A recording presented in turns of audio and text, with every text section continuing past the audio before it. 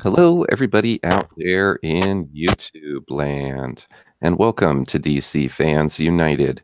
So, today we are going to be talking about Aquaman. The hype is real, and the movie is here at long last.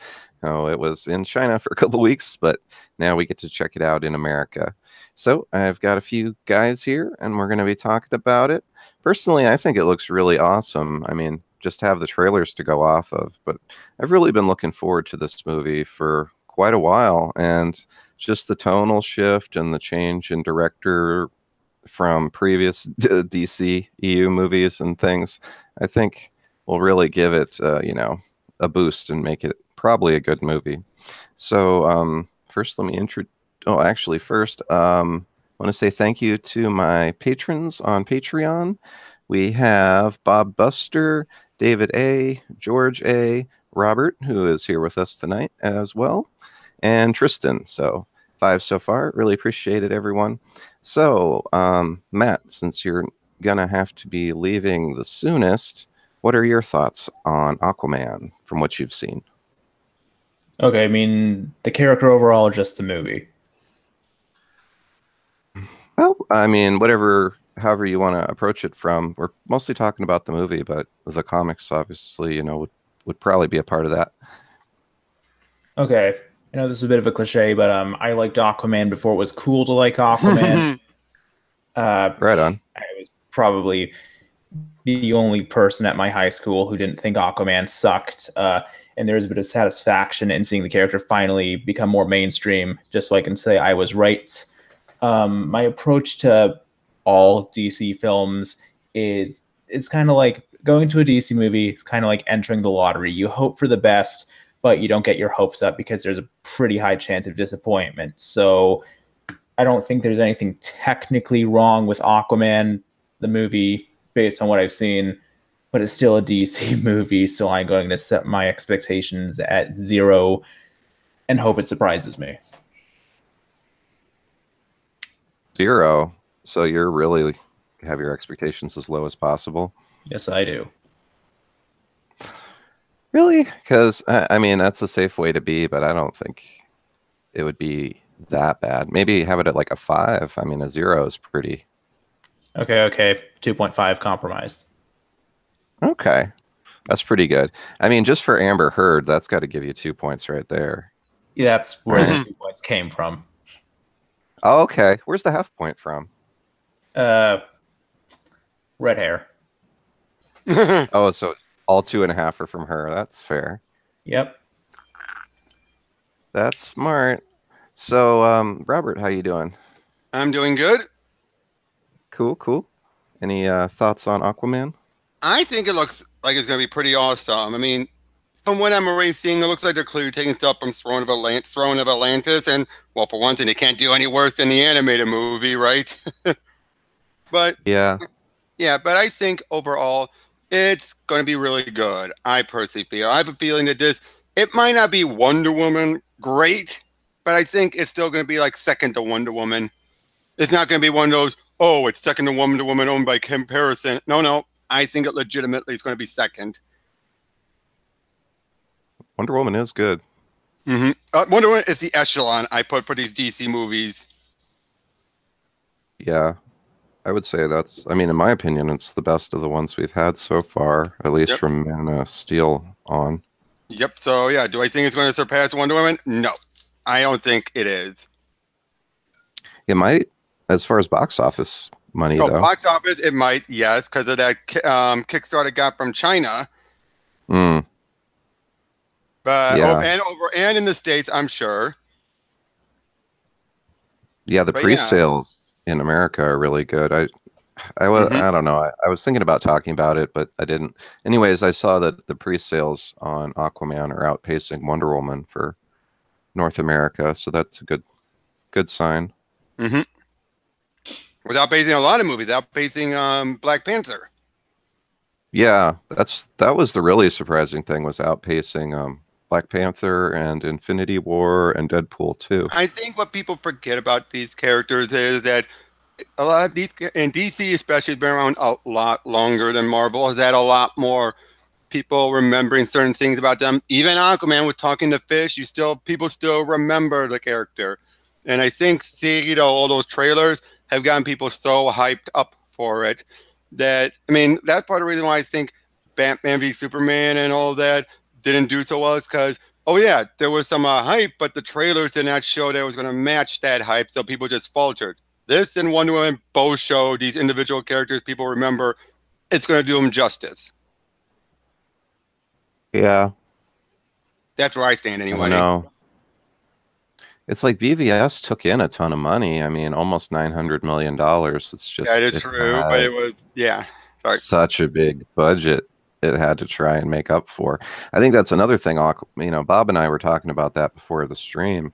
Aquaman's budget for filming was only 160 million. You could say only, but like for a superhero movie, that's not too bad on costs. So they, in a way, they made it on the cheap. And it doesn't look like they did, which is crazy. It's got a smaller budget than Justice League, but the CGI, just in the it trailers, looks amazing. Yeah, it's worlds past the other movies. And filming underwater and all that, I would think, would cost a lot. I saw some of the production where they had all these green screens, like underwater, you know, and they swim around and film. Like, that's pretty cool. So I don't know. I will say this, though. So I will just ask quickly, I have to wonder, though, do you think it's going to end up like Black Panther, where Wakanda looked great, but there's going to be some atrocious CGI we just haven't seen yet? You know, kind of like with that. Do you think it's going to be like that? Atlantis is going to look great, but then we'll see some nitpicky CGI. I mean, most comic movies have, to some extent, bad CGI. I mean, the last 20 of them, pretty much. It's kind of. I mean, yeah, for every Thanos, you have an incredible CGI character. You have a Hulkbuster. I thought the Hulkbuster looked pretty good. Well, the shots where, like, you know, you have Mark Ruffalo sticking out of it looked like ass. Oh, you're talking about in Avengers. I was thinking about Age of Ultron Hulkbuster.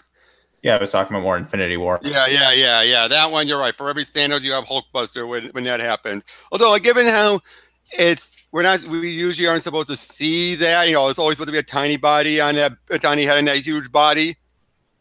I think that kind of is supposed to be fitting.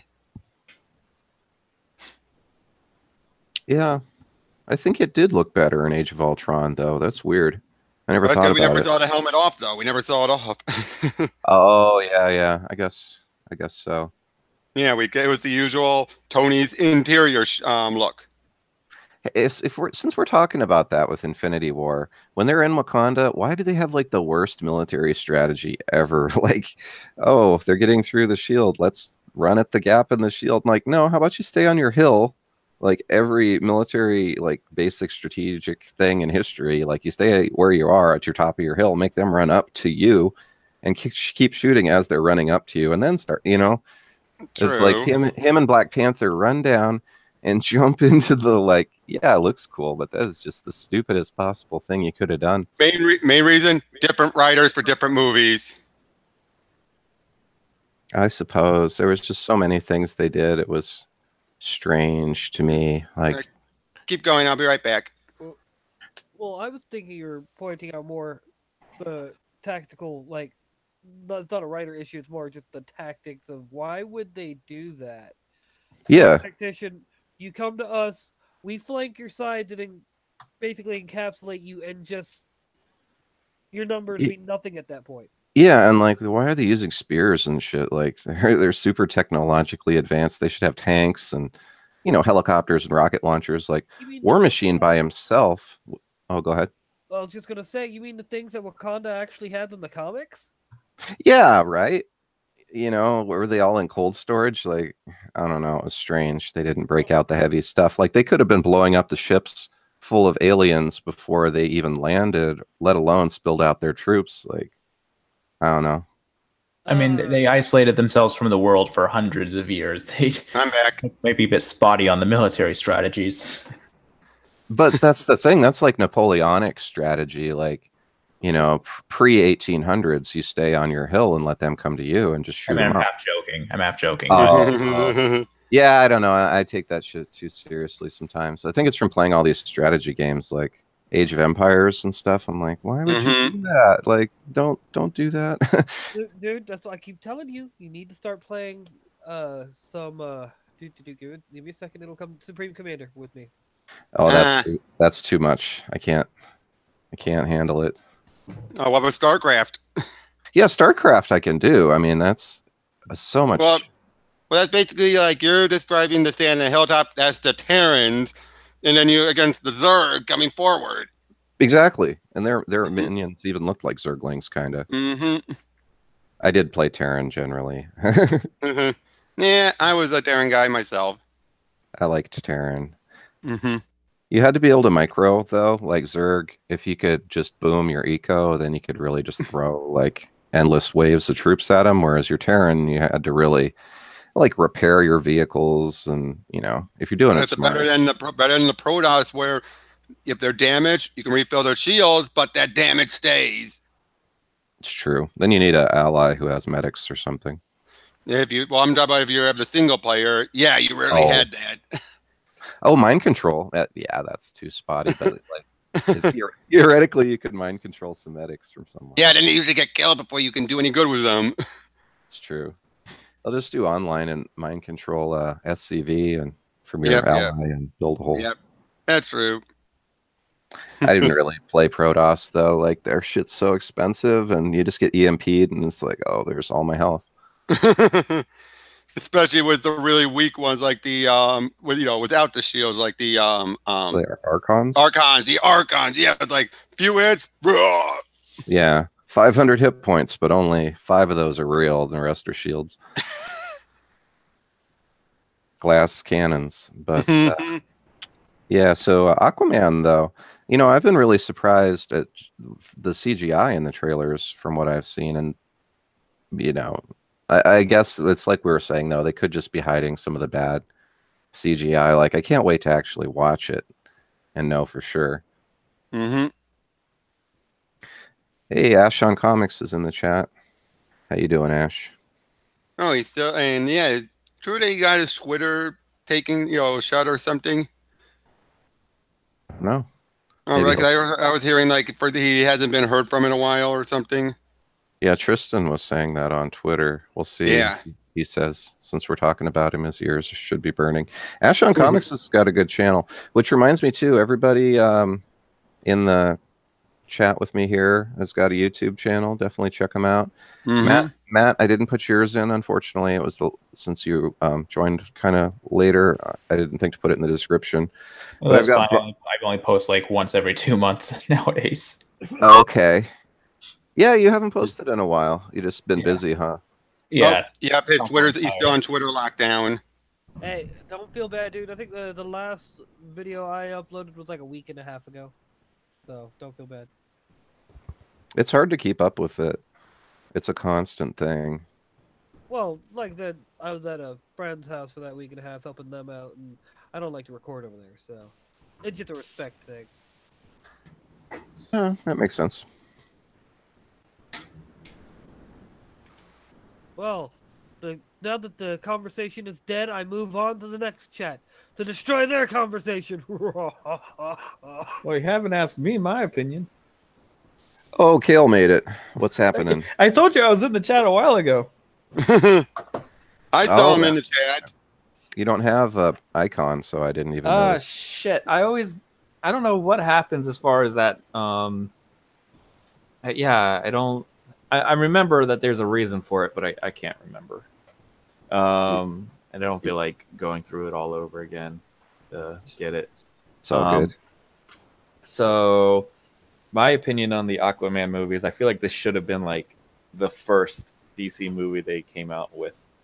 It seems like they're almost like working backwards in a way. Like they kind of wanted to copy the Avengers formula, like in reverse, like come out with like the big movie where they're all together and then give them their own movies afterwards. And I feel like, yeah, in a way, coming out with Aquaman first, because Aquaman is pretty much one of the lesser known comic book hero. I mean, he's well known, but he isn't well regarded as much as, say, Wonder Woman or Batman or Superman. Like, to come out with a simple Aquaman movie first to kind of get people's attentions, and it would have been like something that was fresh and something that was new, whereas we already had like tons of Superman movies, tons of Batman movies, and that way it would have given like a taste of what's to come, and then you could come out with a Wonder Woman movie, and then you could come out with like a solo Batman movie or a solo Superman movie, and kind of like build to Justice League instead of, you know, try to just give you a whole bunch of stuff that either you've already seen before in Superman and Batman, or something that just came across really bloated like the Justice League. And I feel like if you came out with this movie first and Aquaman, like it would have been able to be a good build up. Whereas now you have a level of confusion as a state of where this franchise is even going. Mm-hmm. To be fair, sorry. Finish. Sorry, I thought you were done. Sorry. Oh, no, I do believe that, you know, the more time has passed, the more it's getting positive word of mouth. But because of everything that's come before it, there's always going to be that level of skepticism. Whereas before, if you came out with this first, it would have come across like a fresher idea, and that that skepticism wouldn't have been as strong. Well, to be fair, wouldn't that still going with Aquaman first? Wouldn't that still cause people to compare it to Iron Man? How it did a similar thing of picking a character that was somewhat known, but using them to launch it off, and then people would more compare it to Marvel. I think you run a risk of that a little bit, but I do believe Aquaman's more well known than Iron Man. True, but I would also say I would just say also, I think starting with Superman, the first superhero, is always the logical starting point. It's just what we got really wasn't what we should have gotten in the long run. Right. I feel like tonally they're starting to understand what works a little bit too late in the cycle. I feel like, and yes. I feel that the trouble with the Man of Steel movie is it seems like there was some humor there, but it's really out of place. And I mean, it's almost out of place as a product placement. But I argue that at least stuff like Sears, it's like if it's a real store and they actually have access to using these products and they're fighting in a city, why wouldn't such buildings be there? Yeah, I guess it was just the kind of the camera shots that they used where they would make sure that, I mean, if these days if Man of Steel came out, Sears wouldn't even be there. So, you know, you could probably have like a full fight in a Sears building because nothing's in there. Yeah, that's the good thing about like the Aquaman movies. Like, it's harder to get product placements when everything's underwater. Now, they could have a sunken Coca-Cola truck or something, or a cargo. This is gonna, at the risk of sounding pretty bad, but the Atlantis that's what it's called, Atlantis, right? Yep. Yeah. Okay. Atlantis kind of looks like the Gungan place from the Phantom Menace. Oh, like if you got, it doesn't look nearly that bad. I know, but I'm saying like, you know, the kind of ships that they have and everything. Like if you like put like the Gungan city in like a acid ecstasy laced like trance, it would kind of resemble it a little bit. I would say in that regard, that's more of because they kind of like when they were doing Star Wars, they were basically having it be looking at what kind of things would work underwater and basing it off of that. And I think when you have that same starting point, what are you going to do? You kind of are going to end up in a similar conclusion. Right. Because I think they're trying to think is, would this type of stuff that we usually think about in comics work? Not really. What would work underwater? This would work underwater. Right. Let's go with that. Well, I guess people are so used to jets underwater. Yeah. Well, and also just after seeing Justice League, I did feel like Aquaman himself was one of the strongest parts of that film. Yeah. Yeah, and it made me say, like, if he had already had a movie before the Justice League, like you had already had like this established fondness for this character. No, I agree with you.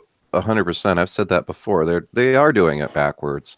I mean, Batman versus Superman, killing Superman. Like, what the hell? That should have been like their 2024 movie, not their 2016 movie. Like, what the I have to hell? agree with Angry Joe on that one. They did not earn that at all. No, it was so shocking and like just out of left field. I mean, I should have figured because they were fighting Doomsday, but it didn't feel like Death of Superman at all. Like, It felt like 80% of it felt like a Batman movie, and then 10% of it was Superman just there. And it was then Dark Knight Returns smashed into Death of Superman is how I was described it. Well, and I feel like not enough time had passed yet since Nolan's Batman movies had. You know, they did that though. Like you had 92 was a Batman movie, and then you had a different one in 94, and then a different one in what 95, like, and then 97, and then in the 90s. Those were supposed to be the same universe, even though they like switched most of the actors out. At least they were intended to be sequels, so it's kind of different. Yeah, and I think that they should have had a solo Batman movie, and it should not have been. All the superhero movies should have had a different director. Like I feel like, like the guy who directed Blade Runner 2049 would have been able to make a good like noir style Batman film or something other than that. Like I mean, I'm fine with Zack Snyder doing his Superman movie, whatever. But and then you have like all these other directors having their own unique take on the character, which I think would have been able to draw in all these inspirations. When you have that big Justice League movie, you had this big repertoire of what worked for what character, what didn't work for another character, and vice versa. I think from now on, I think the Russo brothers should just be able to direct like when things all come together. Like because I think their weakest film, and I know that this might be heresy, but I actually thought the weakest film that they did was actually The Winter Soldier, because that is heresy. The reason why I say that is because it's the highest rated one by far, though. Yeah, well, and I guess the reason why I feel that way is because there were long stretches in that movie where nothing really happened, and I'm surprised people don't remember that. Like, there's a lot of scenes in that movie where there's a lot of just filler. Like how? Like what? You have to give an example. Okay, like the whole, and I guess maybe, and it's really weird when you think about it. It seems like they were pushing a love story angle between Captain America and Black Widow. I wouldn't think so. Like there was a lot of sexual tension between them in that movie. A little bit. A little, yeah, but like the bikini line, them making out on an on an escalator, them having that cutesy little talk in the car. Yeah, but she was always trying to help pair him up. I always looked at it more like if she was being sincere, but that's just how Black Widow is. She's always kind of wired to act that way because that's usually how she is when she's trying to be undercover. As far as the making out, well, again, she's used to doing that type of stuff when she's undercover. All right, I guess maybe it was the way it was directed. Like it made it look cutesy. It was very kind of true cutesy that way. And too, that's the actor and actress, and it's just the characters they had to work with, right? Like they got to have some chemistry on screen. Yeah. Like, and I also feel that I loved how they direct action. I love how they direct action sequences. But as far as like when everything comes together, I feel like The Winter Soldier was almost too grounded. Like it was almost too realistic in the way that it filmed action. I loved how they did it, but when you compare it to how action scenes kind of flow in every film afterwards, it almost felt too realistic.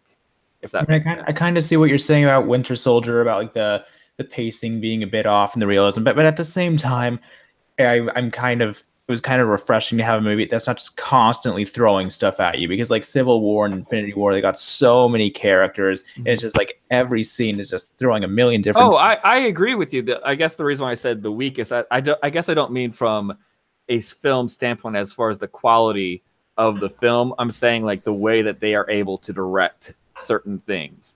Like, I feel like the Russo brothers did Black Panther better than the guy who directed Black Panther, and I feel like he did Iron Man better than fucking Shane Black did, or Jon Favreau. Like, and I feel like to be fair to Jon Favreau, he really didn't have much choice. There's a reason why he left the third one. Both first and second movies, he was brought in. They didn't have much of a script, so especially the first one, so much of that movie was improv, and they would keep changing it. I still remember hearing how the actor Obadiah, how can I forget him? Jeff Bridges. Yeah, Jeff Bridges saying how when he first got on, they said, he's like, I want to do the Ironmonger. I want my suit. Oh, you're not going to get it. Aw. Then later he found out, you're going to get the suit. All right. Yeah, that, I guess, I mean, in Iron Man 1, you had, like, growing pains. Like, they didn't really know what they were doing yet, kind of. And then they do it the second time where, here's what I always said about the difference between 1 and 2, and why 2's always looked down upon in my eyes, is that in 2, in the first one, and there was at least some structure until near the end when then it was all over the place, the pacing wise.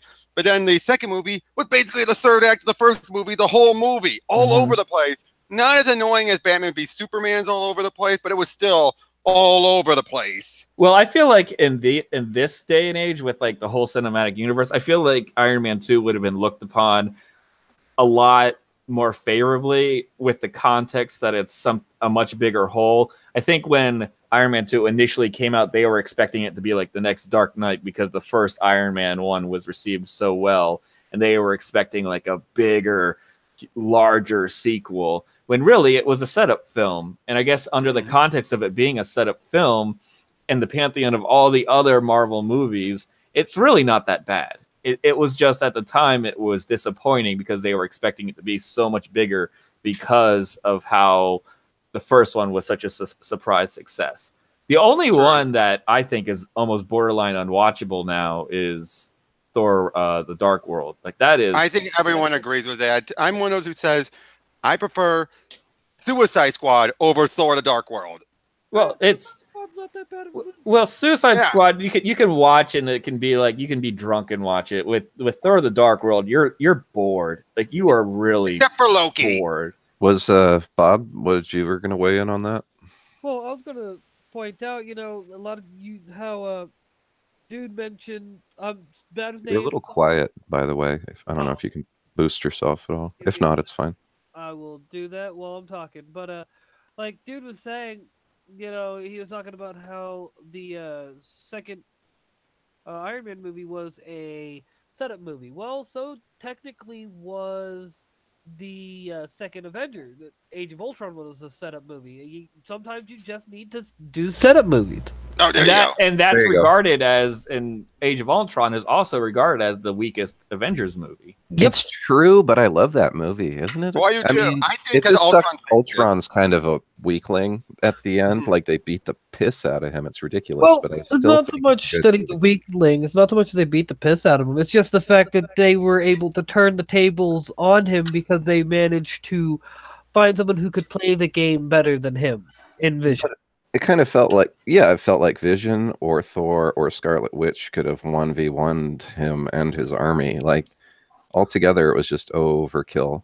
Well, it wasn't. I mean, in the pantheon of it, I feel like the way that they advertised that movie was a little bit false because Ultron, even though it said Age of Ultron, the movie really wasn't even about Ultron. It was more about the Avengers becoming their own. Like the first movie was about them coming together. The second one was about them like dealing with the issues within each other. Like, it was more about the characters themselves and what their future plans were. It's set up like Iron Man and Captain America being at odds with each other. True. It was just about the characters. Ultron was secondary.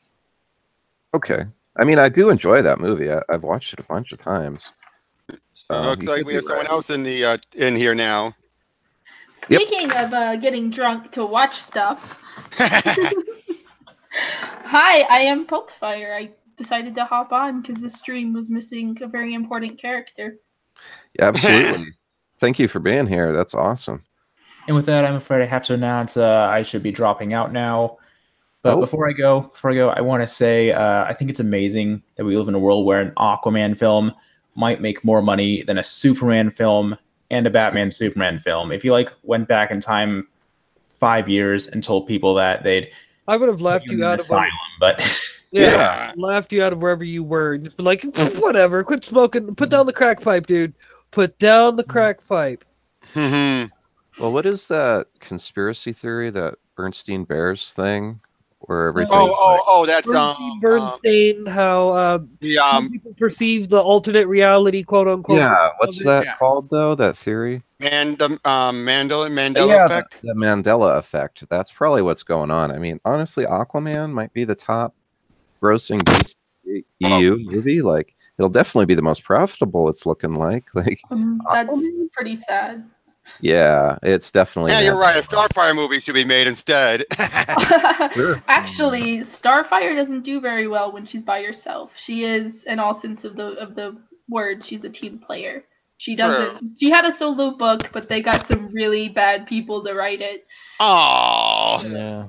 Hey, I'm sorry. I like Palmiotti and Connor. I like those people as writers. Well, I Yeah, gotta go but not now. for Starfire. See you guys. I am kind of excited though, guys. I got the Young Justice person to leave. Do you know what that means? Teen Titans wins. I don't know. The current Teen Titans is fading faster than Henry Cavill's hairline. Whoa, hold up. My question on that is like, Teen Titans and Young Justice are two different shows. They both have their serious. It was a joke. I was just making a joke. Oh, okay. Yeah, it's this whole Teen Titans versus Young Justice thing. I was just playing off of that. I like both personally. I do as well.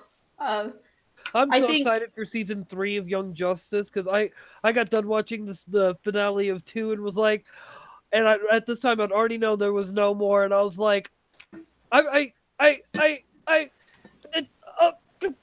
head explodes. Like the same thing that Hellsing, the original OVA, did to me when I got done watching. There's no more.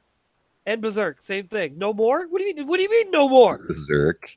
This guy's too hardcore with his anime. I'm not even that big of an otaku. No. I mean, literally, that anime is hardcore. Yeah. Oh, yeah, dude, Berserk is like hardcore, like philosophical. Well, yeah. There may be a reason why you like Young Justice and Teen Titans. They have a lot of the same writers and animators on it. Well, what's the deal with the whole like live action thing that's kind of okay, you will love that show if you've never picked up a DC comic that has the But I heard like nobody's watching it. Okay, that's kind of an understatement. They're saying that like 90% of their viewer base is watching it. But again, that's not a high number considering the fact that it's an American only service. And most people I met, I mean, I'm the only one dumb enough to buy it. I haven't met anyone else that reads comics that also bought the DC streaming app. And there are some cool stuff on there. Like they have a whole bunch of comics on there, but the main appeal is the TV show, and the Titans just isn't attractive. And I mean that both literally and figuratively, because when you watch it, the characters are so off themselves. Like they're the characters in name only.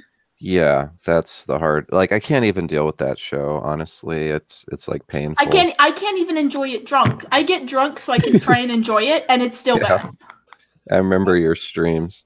My whole thought is I thought it was you could watch the whole season like immediately.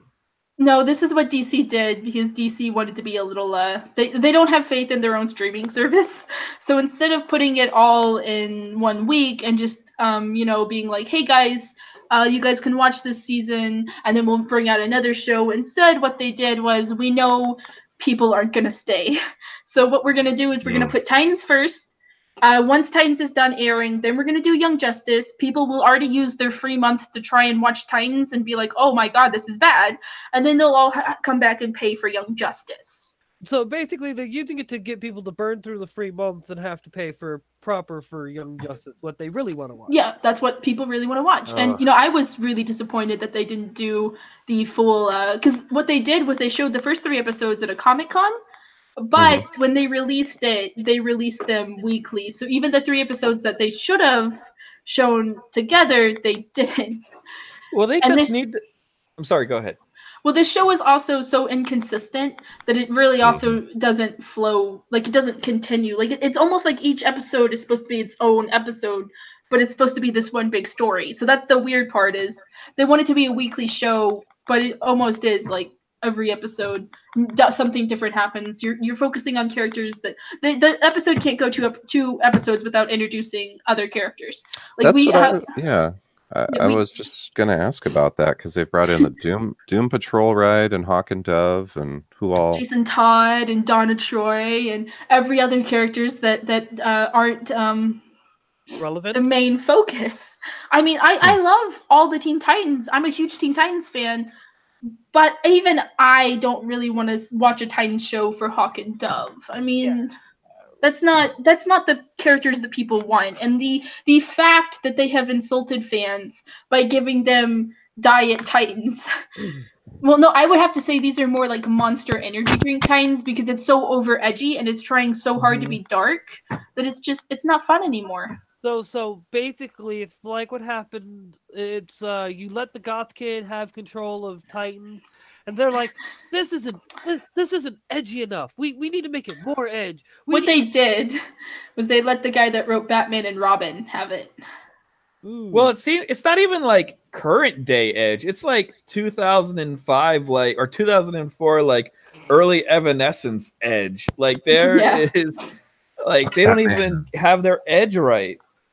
The thing but that they is picked driving the wrong characters for Edge. The Teen Titans aren't edgy characters, right. And I mean, I resemble that remark. And they have such an animated library. Like DC has like the best animated library, like of probably anybody. I don't know if they have the rights to all of their animated properties, but literally, if you put up the Warner entire, Brothers does. I mean, but would they be able to stream?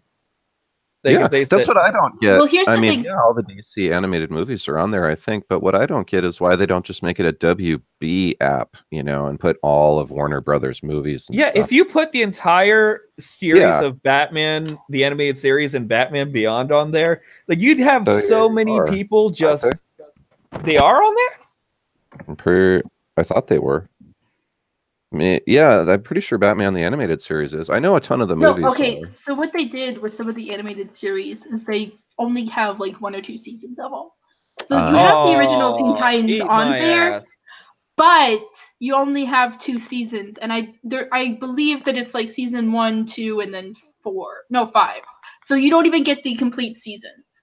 So there's a lot of series that they do that too with as well. And it's just really frustrating because I'm a huge DC fan. I love DC. I want DC to succeed. But it's so hard when they constantly slap you in the face with the dick that is this Titan show. And I'm sorry, I don't know if we're allowed to curse here. So if I just it's fine. DC had to deal with me. You've heard the things that I'm more than willing to say. That's all good. Well, it's kind of funny because I should have said Rick. There you go. Like DC can do when it comes to animation, they have it down. Like nobody does animation or animated movies or animated series as well as they do. But when it comes to anything resembling live action, they constantly just shoot themselves in the foot over and over and over again. Oh my God, yes, they do. I mean, I may not be the biggest Superman fan, but even I know Man of Steel is wrong. Well, it's they casted some guy who doesn't look sympathetic at all. I mean, I think I caught flack for it, but I think they just should have made Man of Steel and completely forgot that Superman Returns even happened and recasted Brandon Routh. Like he looked fine as Superman. He was fine as Superman. The movie was just very boring and uneventful. The script was the problem. And it wasn't even that it was boring to me. It was that they had Superman doing things Superman would never do. It's because Bryan Singer openly admits afterward they were writing for the women to try and get their butts in the seats, and they realized, that might not have been a good idea. No, okay, here's the thing, though. When you want women in the theaters, you write a romance in there. That's something that people don't realize is they think women are going to want strong, empowering women, and yeah, we do, but we still want them to be feminine. These SJW feminists are completely wrong about what women want because they don't even understand what they want. That's why they're an SJW. They don't know what men want. Yeah, all they know is what they don't want, and that's what they don't want is But they don't they're want. not. They don't even like tickets. They In all confuse strong. ahead. Well, I was saying that what they're not realizing what makes a strong female character is it seems like these days they think what makes a strong female character is to have it be a woman, but it's a man. Like just have it in a strictly man role. Like she can overpower a 300-pound guy. Like it's like a very masculine role. It's just a woman in a masculine role. No, but if you go back in time and look at all the great female protagonists like Ridley or Mulan or these people, like they have very feminine qualities about them. Even Trinity. Right, like Ridley, like an alien, she got her ass kicked. Like she could not overpower this alien. She did not have like great physical strength. She was very smart. She was very intuitive with how she got around or how she knew how the aliens worked. Like that was her strength. She wasn't like this physical prowess. Like the only time I feel like they did it appropriately as far as being a physical character was Sarah Connor in Terminator. And even then, like that was the wrong thing. That was the wrong thing. That's in the long run. That was the case where you don't want to be like her. She's crazy. Well, yeah, but that's the point. Like they still made her vulnerable. They didn't make her into like this unbeatable, like powerful force, like Mary Sue, like Rey Star Wars style. Well, that's what feminists want. Feminists want characters, or female characters, to be completely perfect. And they want They want Mary Sue's. They want female characters they want actresses to pretty much essentially be playing a man. Because nothing says more empowering for women than when the woman is acting like a man. Well, the funny thing about Alien, though, is that was. Hold up. Wait, what? You realize About that. But the thing you all are failing to realize is talking about ideologues who most of them, like if you're going to go into talking about feminists, you gotta go into fat acceptance, their intersectionality, things like that, dealing with modern feminism as a whole. Of course, modern feminism believes that masculine women is what would be portrayed as a quote unquote strong female character because of the fact that most of these women have tried their whole life to be masculine women. If you look at your standard far left feminists or intersectional feminists, I should say, they more often not have butch haircut, look like a man. They could say that they were in the process of transitioning, and no one would bat an eye because they'd be like, "Well, we kind of figured." This is how you get Caitlyn Jenner winning Woman of the Year in 2015. Yeah. There's a misconception that being strong means being male. When you've had characters like Wonder Woman since literally the late 30s being feminine and strong. So it's a misconception that you have to be masculine. It's the same thing with wearing shoulder padded suits. You know, women used to always, like in the 80s and 90s. The power suit. They'd have the shoulder pads so they could kind of be more masculine, and it was not necessary. I think that's a similar kind and also using femininity and using sexuality is a big part of a woman being empowered, like and like emotions. Feminism there. What you're talking there is back when the feminism was the sex should empower a woman. If a woman wants to sleep with a man of her choosing, she should have full right to do that. Not this overly puritanistic, if you're not sleeping with a person of color or that is some sort of intersectional individual, you're nothing but a racist bigot and this, that, and the other, and being overly sexual and using your feminine wiles as a strength, which historically has always been what women have done. They've always used their you're fine. They've always used their feminine wiles as a strength, and when you have these individuals refusing to acknowledge that and just go, "Oh well, any type of sexualization of females is problematic." There's Ash. Well, because the people who say that are people you wouldn't want to fuck in the first place. Well, no, what it is they're trying to guilt people into because they're lonely. Most feminists are insecure. They're not very attractive. They actively go out of their way to not be attractive, and then they blame men when men don't find them attractive. And they're the same people that will later turn around and be like, beauty is in the eye of the beholder, but they want attractive guys. And I've said this before on my stream when I've been trying to help some of the guys I know that have a hard time getting women. It's like, you got to put effort into your appearance. Like, guys will want you a lot more if you have confidence and you put effort into who you are as a person, into your life, into your financial issues, into how you look. Because when you put effort into how you look, and I'm not just saying like you have to put on a pound of makeup. No, you have to shower. You have to put effort into your body to where you're not like a little tub of lard, you know. And that's what feminists are. They don't put any effort into their appearance. They actively go out to make themselves look unappealing, and then they wonder, why doesn't anybody want me? And they think that it's all physical because, I mean, yes, if you're not showering, nobody's going to want to date you. That's the bottom line of it. But you also have to have a good personality as well. I mean, men, yeah, I'm sure more men will prefer a woman that looks hot, but they also want a woman that can hold a conversation.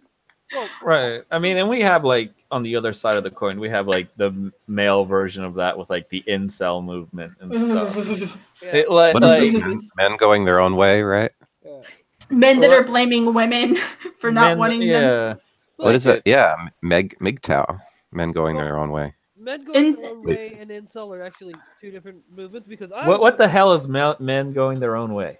Oh, are they two different things? Yes, men going their own way, MGTOW, are basically, they are the ones saying that the court system does not, like, these are the guys who are married, having a family and things of the such. Their wives divorced them, took them, to family court and cleaned them out. MGTOW guys are the guys pointing out how all that is basically bad, not just for men, but for women too. And how laws have been stacked against men and how women actually have it easier due to all the anti-discrimination laws and things like that feminism pushed. Incels are the ones who sit there and think, well, I exist, therefore you must, pretty much worship the ground knight. Basically like hyper extreme, I guess you could say white knight level cringiness mixed with hyper masculinity, or what they believe hyper masculinity should be, and how that women, just their presence, women should fawn over. Men are weird.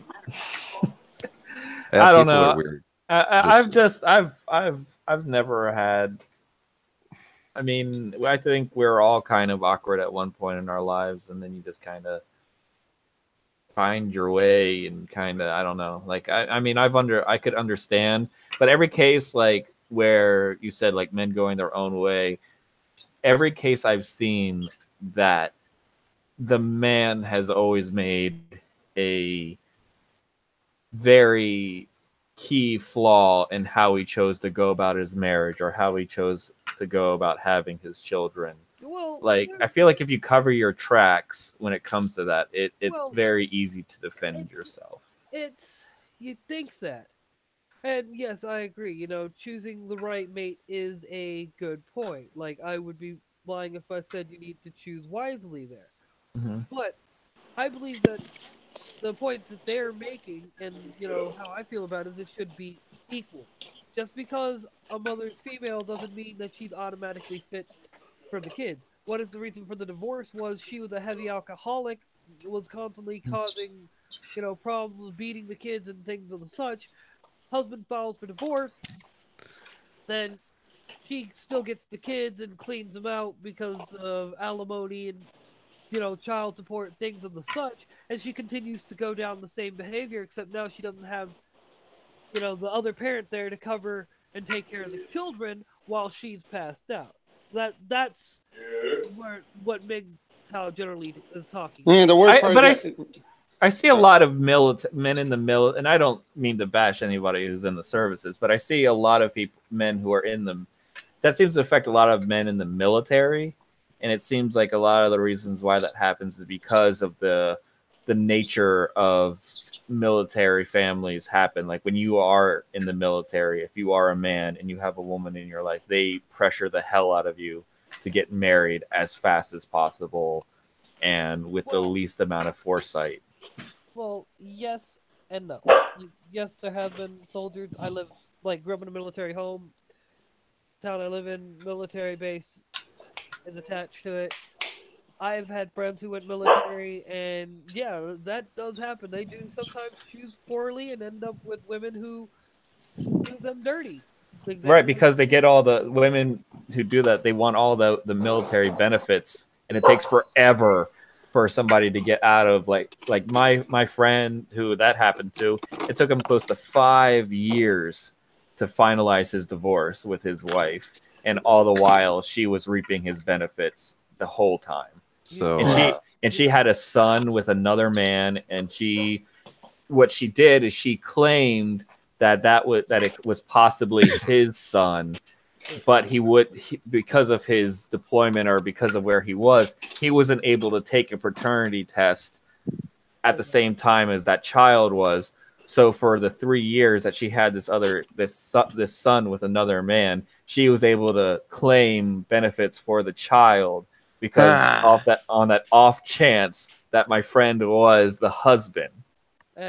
But you know who doesn't have to worry about that? You know who doesn't have to worry about divorce and paternity suits and all this and the other? Aquaman. Yeah, we kind of went way off topic. You said this was a motherfucking Aquaman talk, Jacob. Yeah, how did we get here? I've been in and out. How did we get to this point? I don't know. I was trying Teen to bring Titans. it back. It's all DC's streaming fault. Yeah. Oh. No one wants to pay $8 a month. Hey, I do. I'm able to afford it. Oh, nice.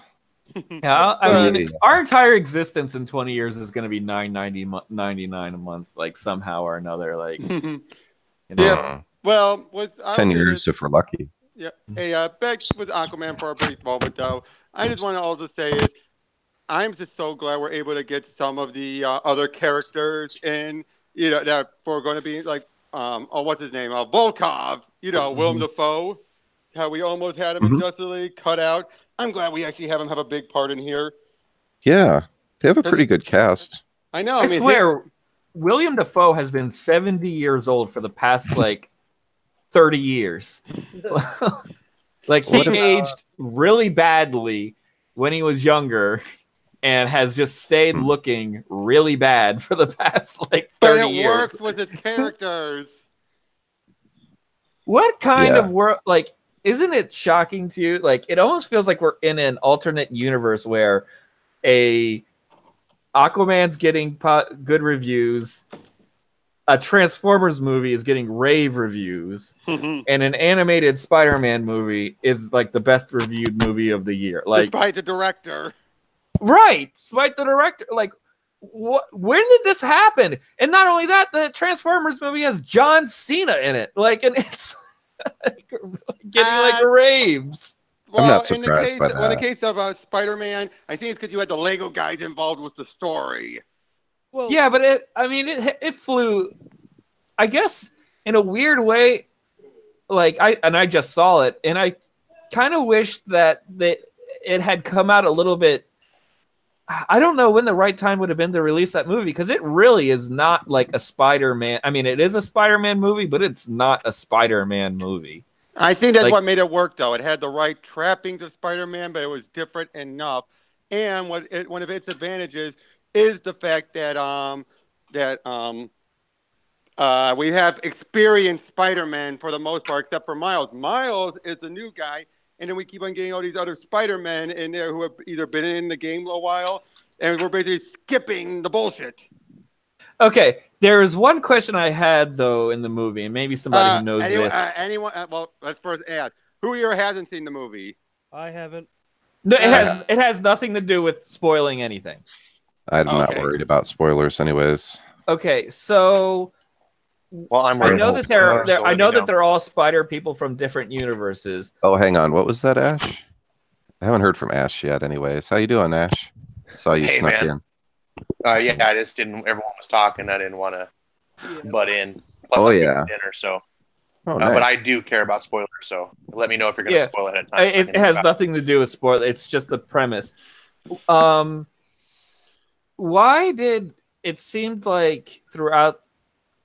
One thing I didn't know is with Spider-Gwen, it seemed like the way that they prefaced her character was that she had been Spider-Woman or Spider-Gwen for at least like 3-4 years, but she still said that she was only 15 months older than Miles Morales.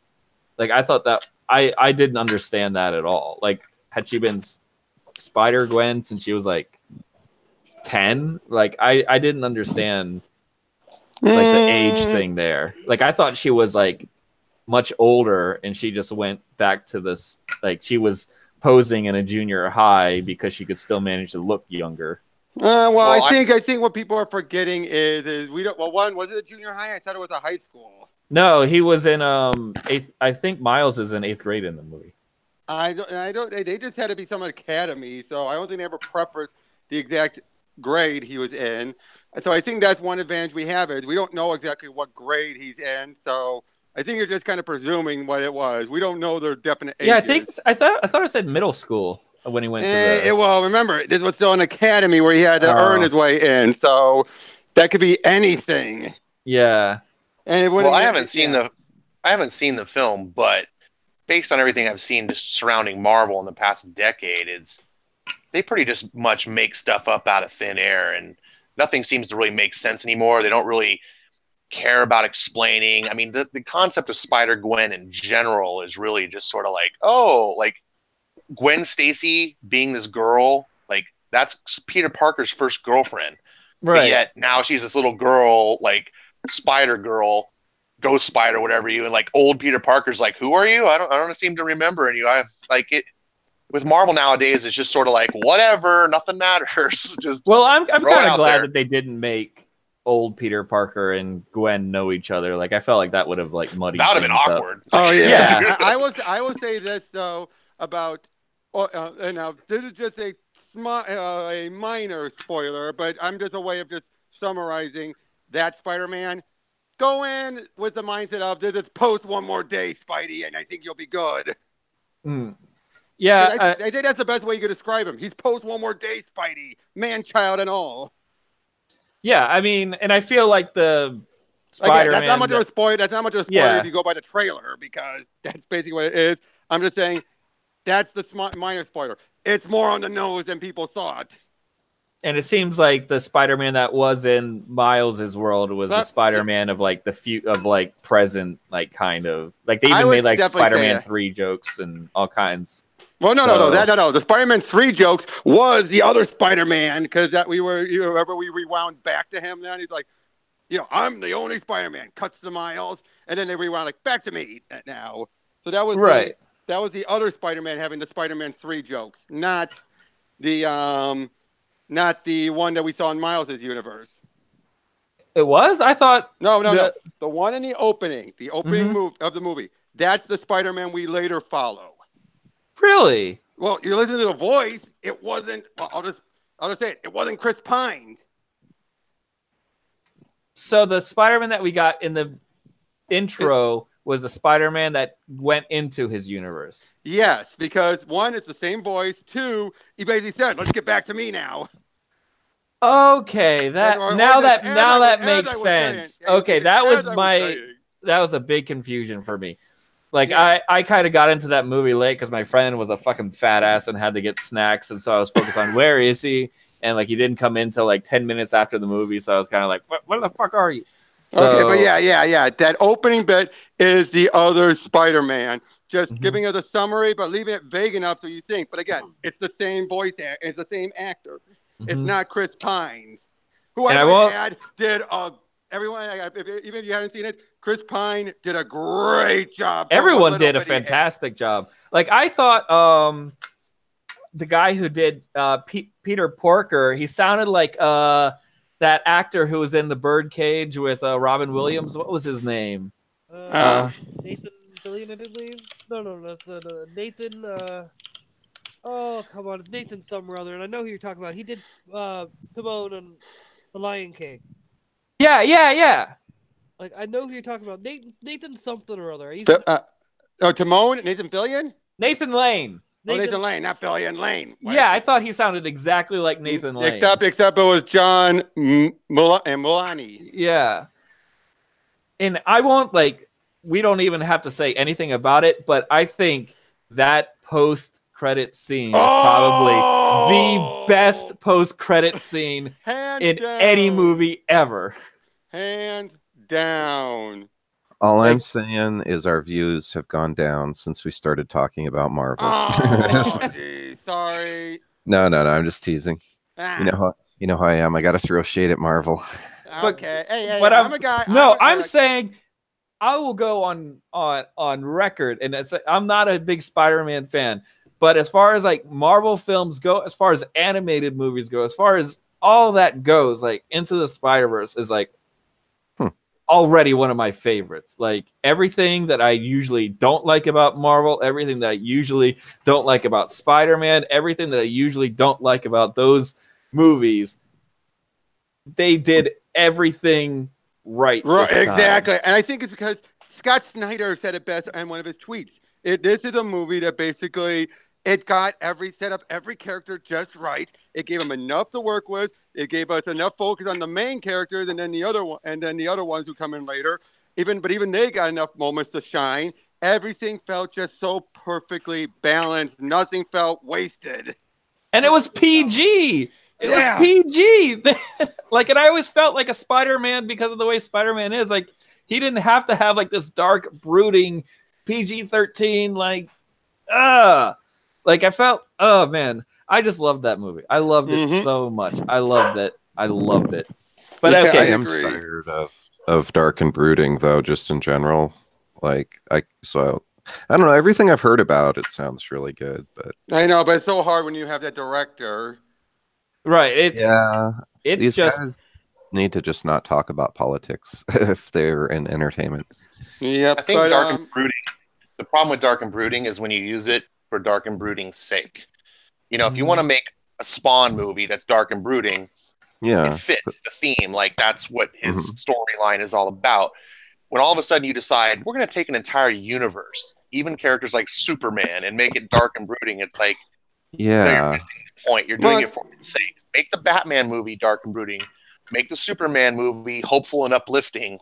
Make whoever else, the funny, quippy one-liner, you can have different tones. I think that's one of the reasons Marvel is the cinematic universe succeeds, because they understand, look, we can make this movie funny, we can make this movie serious, we could add a tone to each movie the same way we do in our books, and it works. But DC, unfortunately, the movie side of DC just is nope.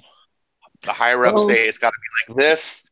And I'm hoping Aquaman and Shazam will turn it around. Right, but you know what I'm saying? If they do turn it around, which I'm hoping as well, I feel like they're going to turn it around in spite of rather than by design. I think that they could do dark and brooding. They just keep choosing the wrong director for it. If they would have gotten you want to see Wonder Woman dark and brooding? Yeah, that's the thing. It's the wrong property for it. They should.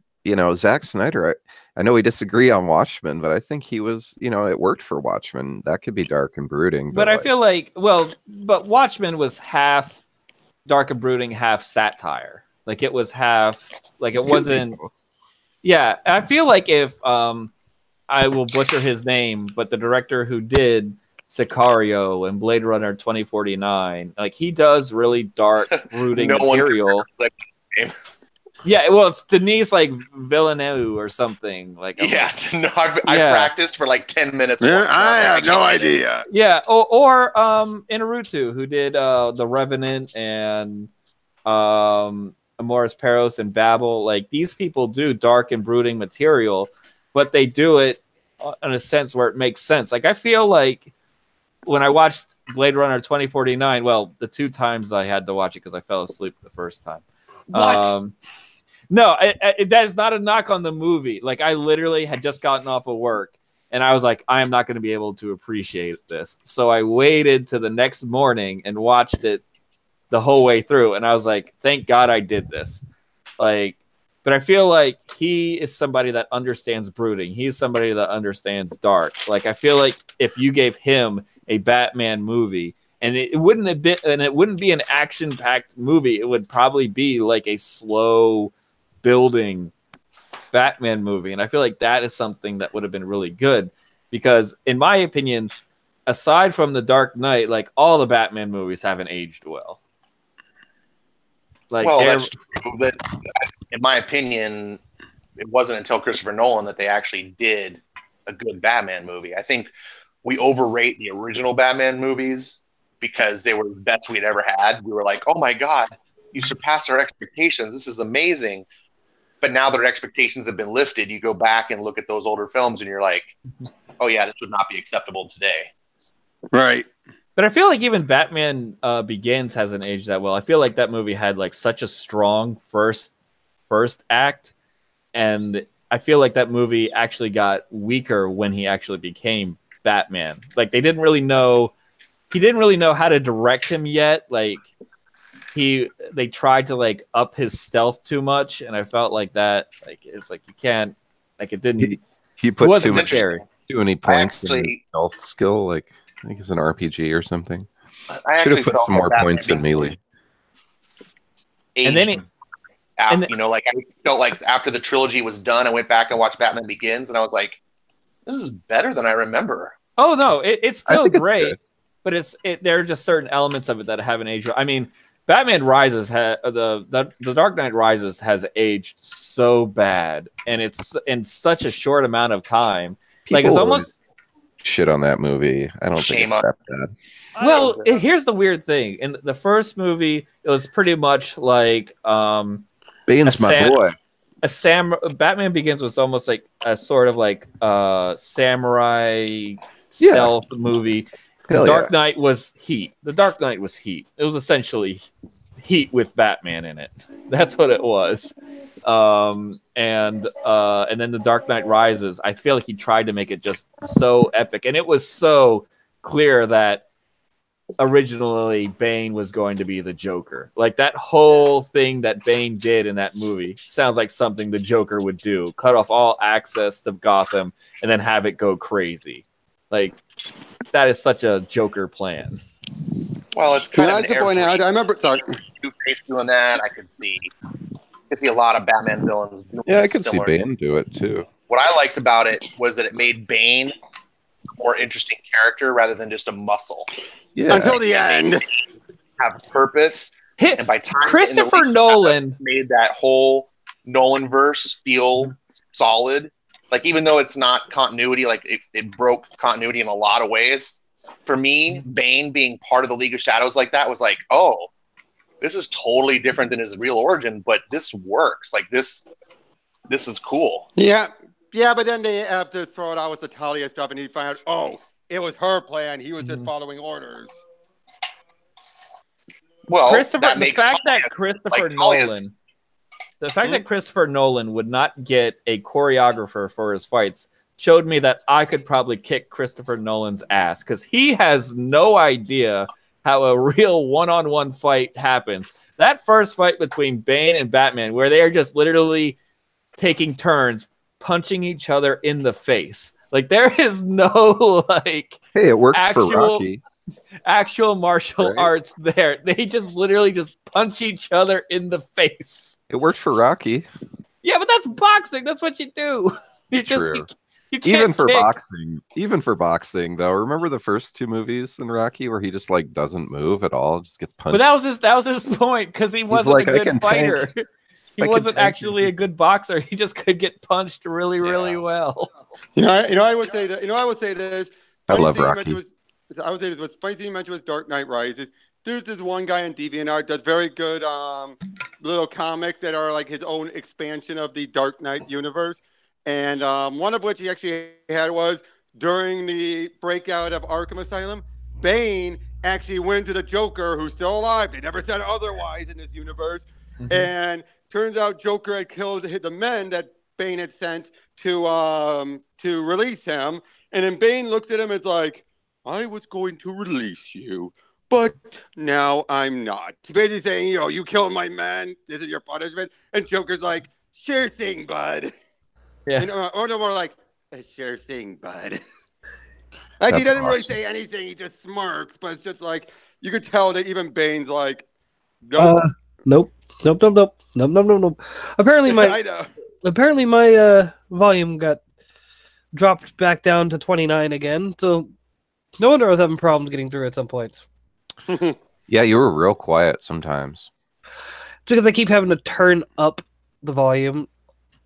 Turn up the volume. Yeah, just to point out, because it just happened while we were streaming, Bleeding Fool just posted my article of my Lone Star review. Nice. Yep. And Yeah, that's the boost. That's the boost I needed. That's great. I thought you did a really good job. I like too how you use background music. Mm-hmm. I try, but sometimes it gets overpowering. You have to find it for the right review. Yeah, exactly. Because I do the same thing. I have a hard time with that. Like sometimes I'll spend a stupid amount of time trying to find the right music, like tonally, and it isn't too loud, and you can still hear my voice, and it's just like fucking wasting my time. But it does make a difference when you listen. Yep. Well, I'm hoping this can salvage what I squandered the other day with my full spoiler review. Yeah. Well, Mike seemed pretty cool about it from what I saw on Twitter. He was, but he seemed even cooler after I changed it. He's like, "That's better." Yeah, that was really nice. Yeah, I think he was trying to be nice to me the first time. He said, "Oh no, it's cool. Put all that stuff." I think deep down he was like, "Dude, what are you doing?" Yeah. Well, you made it right. It sounds like. Yep, I did. Oh yeah, but anyone here, go to my channel, check it out. It's a mostly spoiler free. Like, take what was shown on the Indiegogo page and then add a few more pages in. That's how far I go in it. I've got a link to your channel too in the description. Yep. So yeah, go check it out. I'd appreciate it. My first advanced review properly. So I heard there was this movie coming out, Aquaman. Have you guys heard about it? Back to that. Aquaman. Yeah, you came in a little later and didn't really get to weigh in on that. What are you thinking about? It's fun. No. I'm excited about it. I feel like Aquaman. I had the same feeling I do now about Aquaman as I did prior to Guardians of the Galaxy. I was like, here's this property that is generally not really well respected by normies. It doesn't really do well. It's historically never really done well in comics. It's, there are people that love it for sure. Like, I'm not dissing the property at all. But I was like, man, you put this on the silver screen with the right person.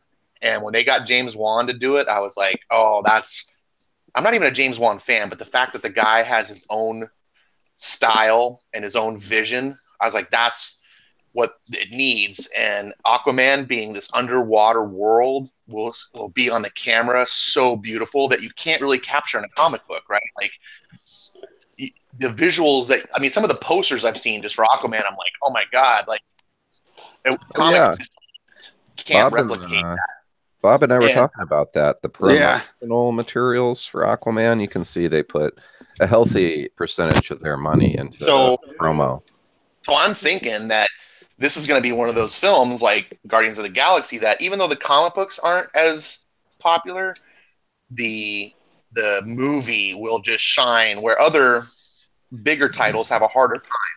They have to do a lot more to impress, where I think Aquaman's going to have a lot more breathing room. It's not going to have Warner Brothers breathing down the director's throat as much, which is I really attribute a lot of the Zack Snyder films. I really believe that especially Justice League.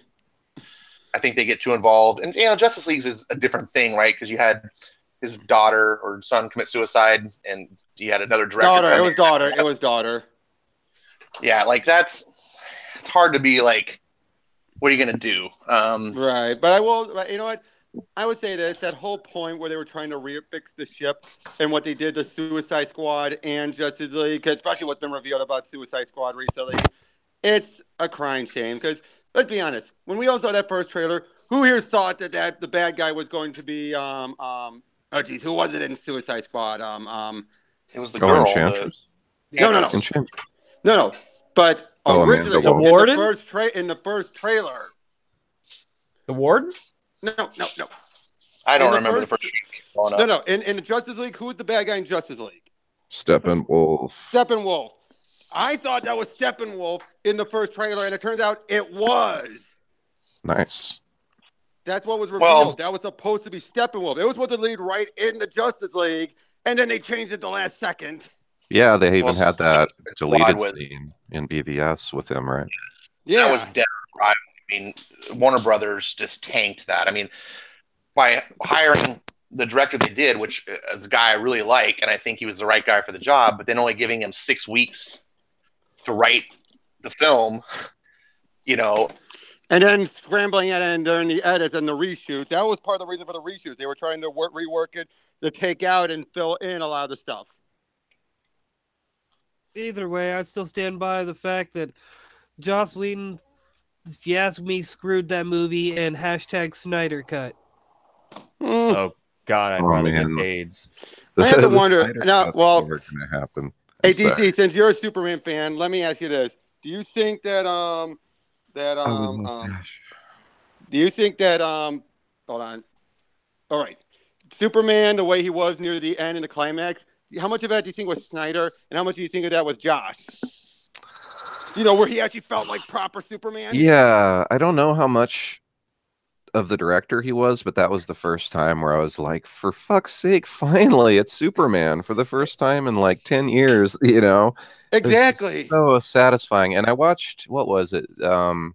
Cinema Sins on Justice League, and I agreed with most of it, but at the end they were like, Superman's too OP. He shouldn't be doing this and that. And I'm like, no, that's finally I know. finally Superman with the I truth loved and it justice with the and house. I loved it with- one-liners and just beating the crap out of him. And like they even had the Superman 78 theme come in for just a moment. Like there are bits and pieces of Justice League that are gold. Like I thought that Superman acting like Superman for the first time was really good.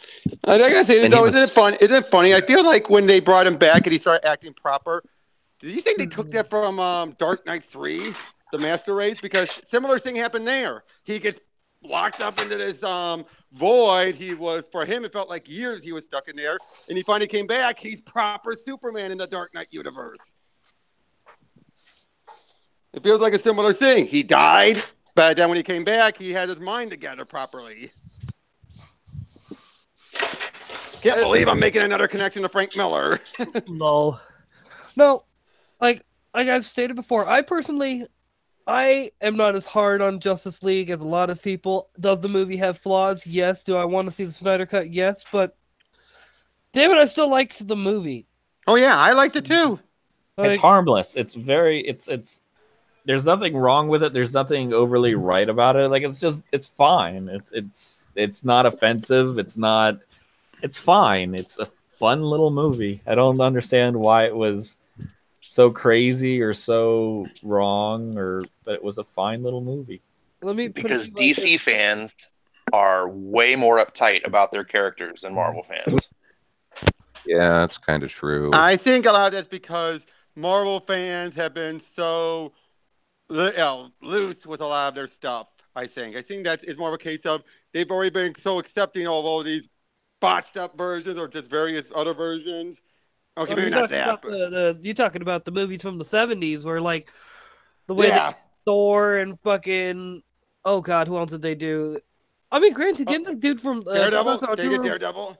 Yes, and I was actually pointing that out. I was like, getting the dude who played Professor Arturo on Sliders for Daredevil's Kingpin was actually not that bad. John Rhys Davis. Yes, I think. Yeah, he was actually an interesting choice. They just totally didn't mishandle the character. Yeah. Oh, he's all about gathering information. That's not Kingpin.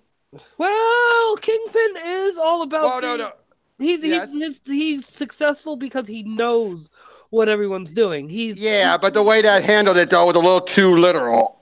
Yeah. How do we get back to Marvelverse again? Like Oh, every right, time we right. start talking, it just Okay, but I'm glad just saying Ash is that- here. I was just saying though that Marvel. Man, we talked about the Spider-Verse forever earlier. I was like, Well, I know, sorry, but I think it was. I'm just saying. I think it's because DC fans have had it right for so long. Of course, they're going to be more uptight about making it sure it's good because they have.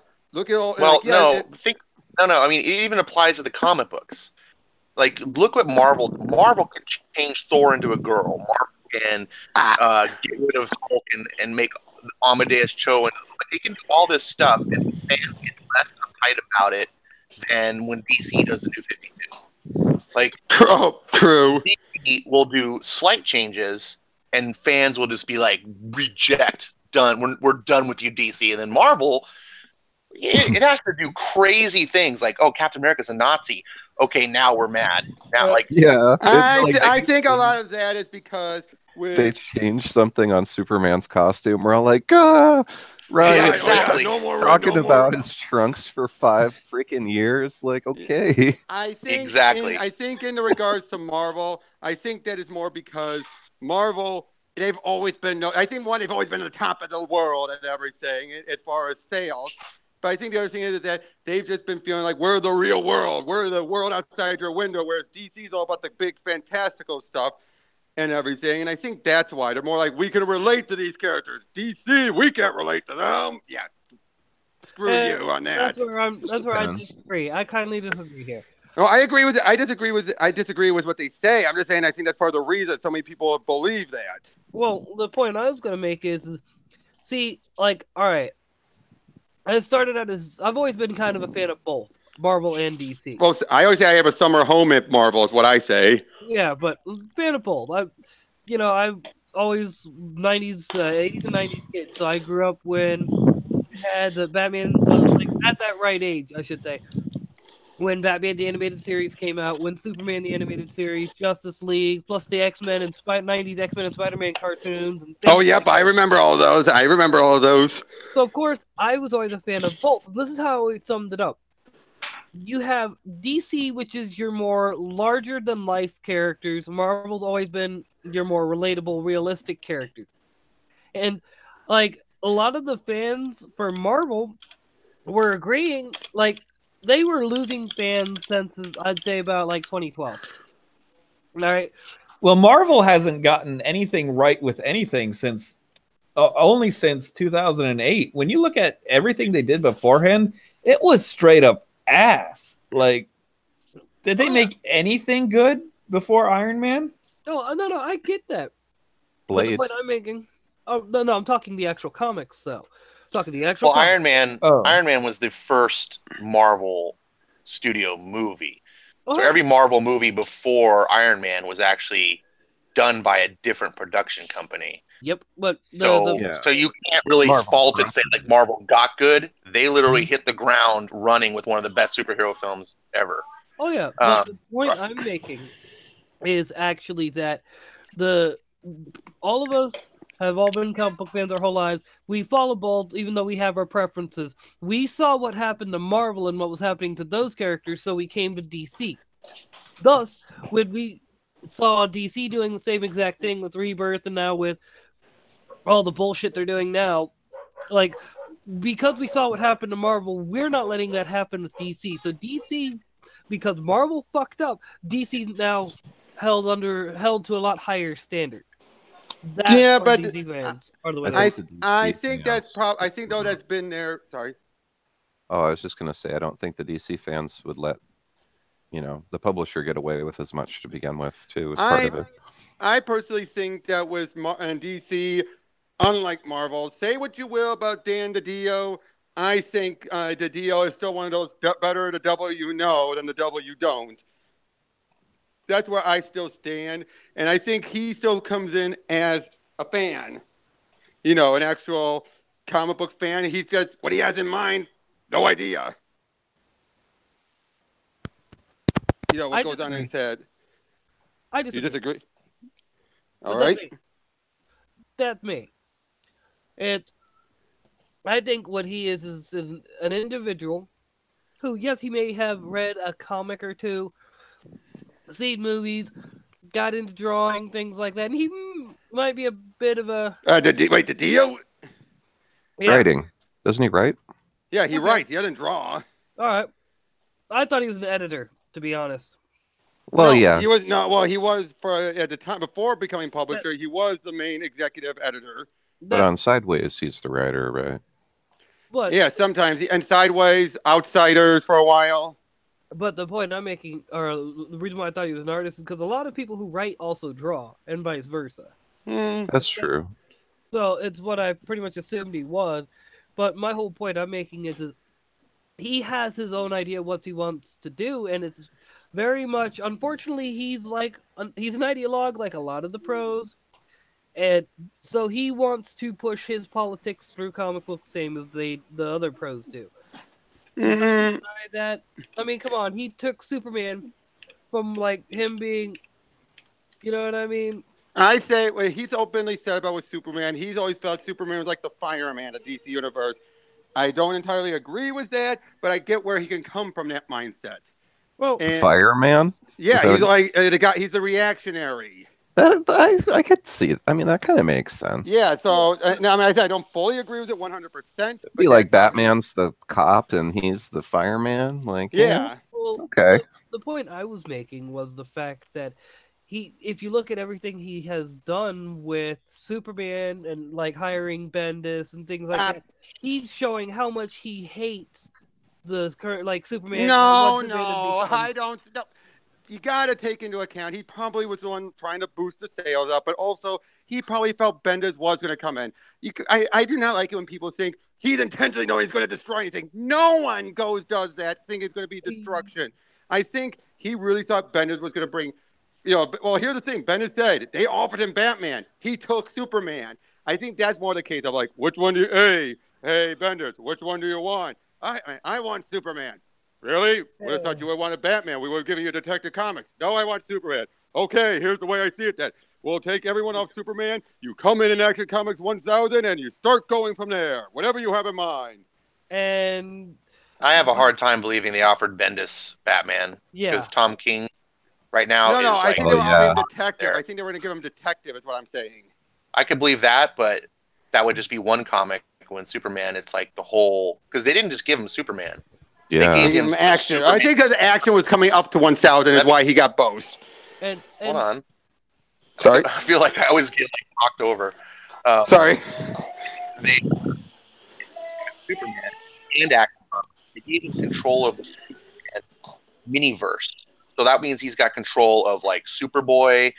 He kind of relinquished Supergirl by just saying, like, look, you can write her like off in space, but he has control of all of that. Like everyone that writes those, like if they're writing the super characters, they have to consult with Bendis. So they gave him the authorship of those, but also he's pretty much like the editor of that group. It's And really that's true. Disrupted Super Sons. yeah, Huge. because Bendis is a goddamn asshole and an ideologue. Yeah. Okay, but like I said, I don't think the DO, and they never ever bring someone in to utterly destroy something. No one take into account New 52 was Didio's whole. That was but to be fair though, that was because Warner Brothers was basically breathing down their neck. A lot of people have pointed out it was a case of a last case, ditch effort to try and get a big sales boost, anything to refresh it, and that's what they went with. Let me interject here for a sec, because I don't have much time. Destroying something is a matter of perspective, right? So when I say they destroyed Spider-Man, Joe Quesada would turn around and be like, oh no, that was like the way we wanted to do it. Like everyone has a different perspective, like what the fans think and like say what Dan Didio thinks. Dan Didio apparently is probably a really big fan of what Bendis was doing at Marvel. And so from his aspect, like I can look at it and go, yeah, Bendis destroyed Iron Man. But other people would go, no way. Riri Williams is the best thing to happen to Iron Man since forever. Like, so there's this perspective that you have to understand that not everyone thinks like us, and that there's certain people in high positions like Dan Didio that, yes, you're right. He didn't bring Bendis over to destroy Superman because he doesn't see it as destroying Superman. Exactly. I can imagine that, Didio's in his office going, oh, this is great. The things that are happening to Superman are going to shake up our universe and da-da-da. I think I remember at one time hearing Didio a quote, I know it very loosely, so I'm going to paraphrase, but I think I remember a quote, and it might be from Bendis, I'm not sure, but I thought it was Didio, where he said, like, he wants the fans to be mad. Like, angering the fans is like a good thing. And I was just like, what? Someone might know this quote better than me. It's just like, no, you don't. You want fans to be happy. Like, angering them for like an issue to get their like what's going on, and then like you can do that to spark part of your plot. But if you anger a fan, you have to have redemption. You have to like have that redemption be like twice as big to make up for that amount of anger, so that fans can be like, all right, it was worth it. It was worth it for being angry for what you gave me. But if you just constantly throw out like, no, we're going to anger the fans because an angered fan is an engaged fan. That's what he said. An angered fan is an engaged fan. And I was just like, yeah, they're engaged for a few issues until they finally go F this shit and they cancel their subscriptions. Well, I will agree with that. I think, though, again, compared to the guys at Deep Marvel, where I don't think they care about the characters. They care about their messages they want to get across, and they will give any character to whatever writer wants them to get the message, their message out, unless they're actually in there as fans, like Donny Cates or whoever, who are trying to get them go, like, I want a story tell with this character.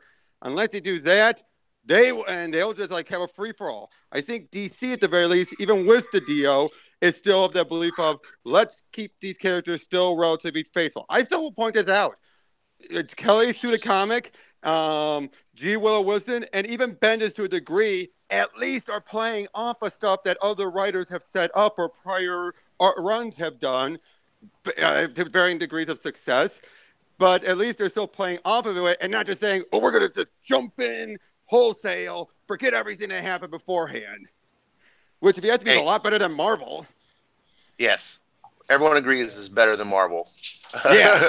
I want to say something real quick because I noticed this a while ago and I was busy. I got on a phone call and everything. But in the chat, Flit Amarant, I believe I'm pronouncing that right, talked about Black Manta and saying it looks badass on screen. And that's something I want to say too. He's echoing my sentiments on Aquaman. I think they did such a badass job, at least what I've seen, of Black Manta. Really, what everyone think. It looks really good, yeah. All of the costumes, I'm quite impressed. It's cool they went all out on their villains as well. Oh, agreed. If that's something I do think DC has, the movies at least have consistently nailed, is I've loved their costume or their costume design a lot of the time. Like there's been very few misses. Like I actually prefer Ben Affleck's Batman's costume to the like over armorification of Nolan's Batman. Agreed. Like I thought like having like and having the eyes just naturally be there and having like not having a bat voice but having something that transforms his voice just on its own. I felt like that worked so much better than having Christian Bale try to have his American accent while also sounding like a cancer patient. Where would I take it? Yeah, like that just didn't work. Like oddly enough, I feel like the only Batman actor that nailed the Bat voice was Val Kilmer of all people. It's the car, right? Take the car. What about Michael Keaton? That's pretty good. I thought Michael Keaton. I think Michael Keaton was the first one that actually set up a distinctive voice. I think he said, I am Batman. I got to tell you, you can mock Christian Bale, but that is the most memorable. When I want to imitate Batman, I immediately go into Christian Bale voice because it's very memey. It's very meme worthy. But it's also entertaining. Like I never watched the film and was like cringing.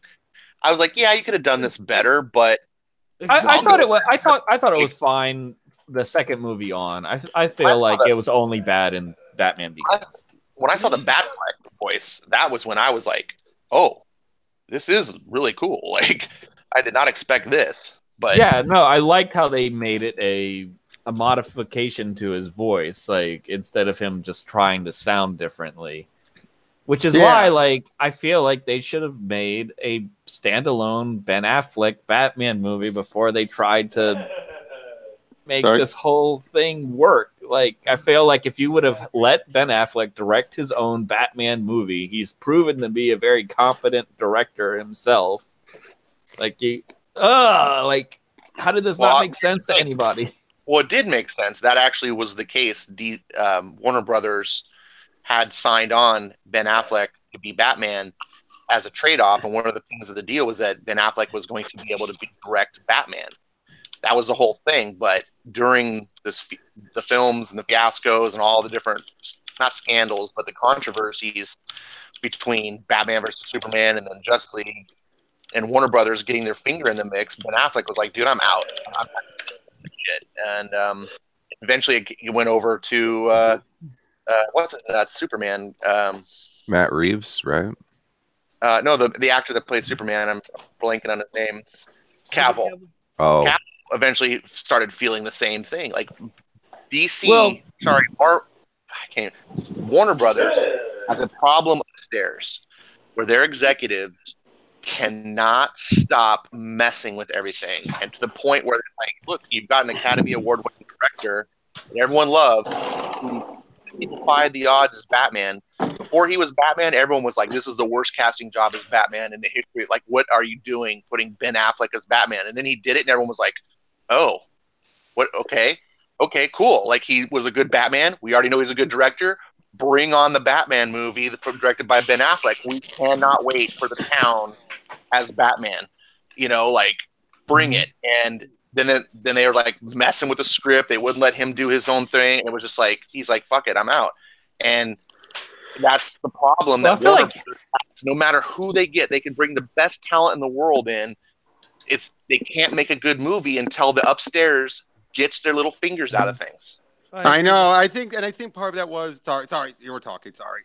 Oh, I'm done. I was just agreeing. That's all I was doing. I was just agreeing. Yeah. I also feel like Henry Cavill left because Henry Cavill is it Cavill or Cavill? Cavill. Henry Cavill just seems to be a dick, just in general. And seems I've heard a lot of that fiasco was more from his agent more than him himself. Like I've never been. Well, I don't have any reason to know one way or the other on that, but I do see a lot of evidence from the upstairs of Warner Brothers, so that tends for me to start suspecting the problem is there. It could be that Cavill is a jerk too, and those things never work well together. But I have all sorts of evidence. Well, it's kind of funny. The only movie, like, he was in the newer Mission Impossible movie, and I felt he was actually good in that because he was playing somebody who thought he was a super villain or thought he was really smart, when in actuality he was. Did anyone see the newer Mission Impossible? Not yet. Well, like in all the trailers and everything, they make him look like a bat. They make him look like a badass, but in the movie, he's this wildly inept, like, fuck up. Like, he's so bad at every turn that he does, yet he thinks he's so good. He thinks he is so smart and has everything figured out, but he is so bad. Like, he gets his ass kicked everywhere. He fucks up every plan that he ever has, but he plays it straight. He plays it like he thinks he's ahead of everybody when he really isn't. And it's done in a very compelling way. And it's kind of funny how the first Henry Cavill movie where I thought he was impressive in is when he's playing somebody who's inept, but who thinks he's not inept. Was he the main villain? I mean, it's a Mission Impossible movie. There's like layers to every single. Okay, because I was just wondering about that. I mean, he is technically like the main villain, but he's not like the mastermind. All right. Spoiler alerts. That movie. I would say this though, with a lot of the issues with DC, was that president of Warner Brothers. He just wanted, from what I've understood, he really wanted to make sure Justice League just got out of the door, so in case it bombed, he could still get his big bonus. All I gotta say is, Dave Asonowicz, delete that comment. Delete that. I'm the pun guy. Delete that. Shtick. That was a good pun, though. It was. That's why I'm like. We got to give it up for Dave. Thumbs up, Dave Asonowicz. I like Dave a lot. Dave's a good guy. Right? Well, I got to say, though, anyone looking forward to, since we're still talking about the movies, if we're here, why don't we also talk about the other next two, Shazam and Wonder Woman? Yeah, that's a good idea. Because I'm probably... Anything I feel like Shazam's going to... I feel like Shazam's going to be good, but it is going to absolutely tank. Like, it is going to make no money. I think a lot of people are going to see it out of spite for Captain Marvel. Yeah. I do not think that at all. I think both Captain Marvel and Shazam are probably we have to stop for us. We have to stop for a second here, because if we're not going to talk about Aquaman, I guess so be it. But the Captain Marvel movie and all this like negativity is in a small echo chamber of Simpson comic book nerds, aka us. Like The comic book guy. when you talk to like normies, like on the street about it, they're just like, they don't know squat about the controversies in the comics or anything. They just see it's a Marvel movie and they go, "Oh, that character looks cool," and Sam Jackson back. Like they're just like, "Oh, cool." That movie is gonna flop only if it sucks, but it's not. If it's a decent movie, it's gonna do well. True. I refute you on this, and I say that because you're already seeing the normies find out about the controversies and things like that. Because you're seeing folks like Tim Pool, I think even Six Hexenhammer even covered it. But you're seeing like a lot of the news that generally covers the culture war stuff and things like that. They're talking about it too. And dude, the director of Into the Spider-Verse is a straight up Antifa. And did it stop any of you guys from seeing the movie? I mostly saw it because I kept hearing so many other people within, the groups that I trusted were really enjoying it. So I'm like, oh, if it's that good, okay, I'll go see it. Otherwise, I would have. My point exactly. So you could bring all the negative attention you want to the comic book nerds like us, and be like, oh, grumble, bleh, down on this, and then when the movie comes out, it's like, yeah, well, I had to see it. We're all gonna go see Captain Marvel. We're all going to go see it.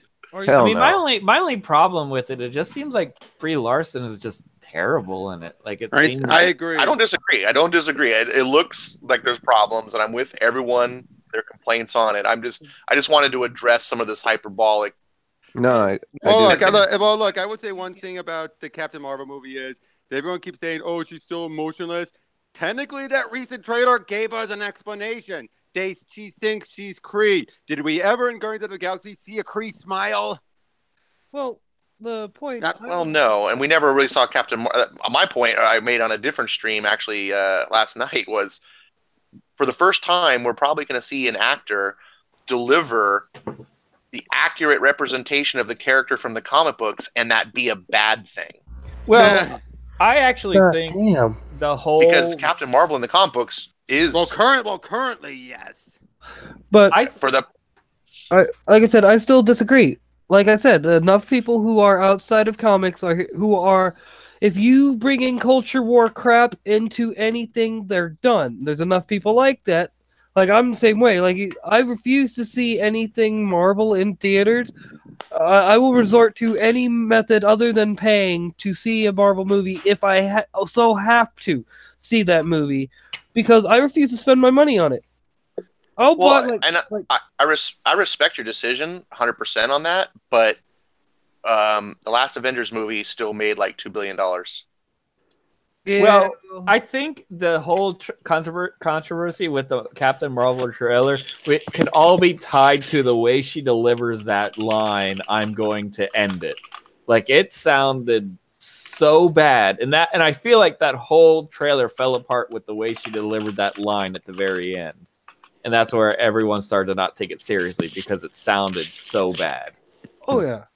And I feel like, and the CGI looks terrible, but then again, it's clear that, like, the same thing with Black Panther. It was clear that the budget was going towards the Avengers film, and that's why certain effect sequences in Black Panther look like shit, and that's why probably things in Captain Marvel are going to look like shit, because a lot of that Disney budget is going to the Avengers film. Because if you look at Black Panther and then look at Infinity War, it literally looks like Black Panther was made like 4 years ago in comparison to how the effects looked in Infinity War. Do you think? Hey guys, sorry to interrupt real quick. I have to bounce.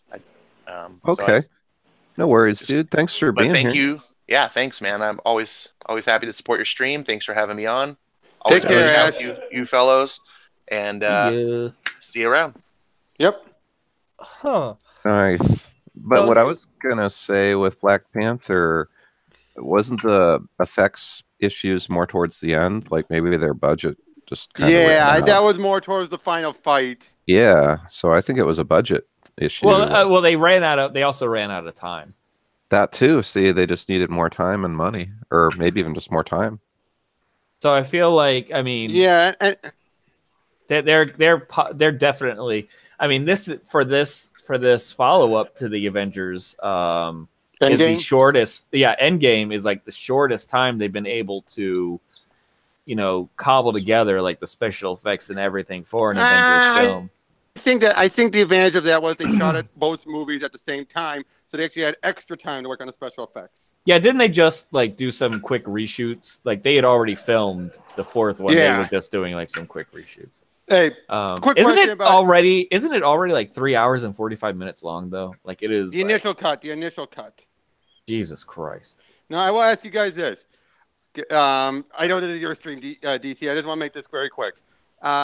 What's the one thing, if this was to be the final, like wrapping up everything since Iron Man, all that stuff, of any of the Marvel movies before they go forward into whatever progressive direction they're going, what do you want to see them resolve, wrap up, whatever? Because in my case, I just want to see Betty Ross back. I kept hearing Liv Tyler was in the movie or was on the call sheet, and she never showed up once because I am so sick and tired of that whole Hulk and Black Widow thing.